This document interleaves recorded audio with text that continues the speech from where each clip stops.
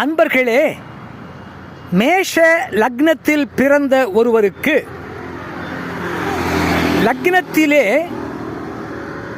குரு பகவான் இருக்க, அவரோடு லக்னத்திற்கு 6 புதனும் அல்லது லக்னத்திற்கு 8 செவ்வாயோ இருந்தால் அந்த ஜாதகருக்கு மன வாழ்க்கை பிரச்சனை மிகுந்ததாக இருக்கும். மேலும் மன முறிவு ஏற்படவும் வாய்ப்புகள் உண்டு.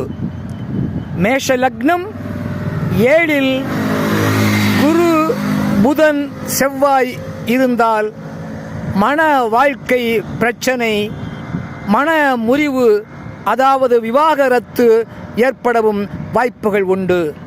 அறிவீர்களாக.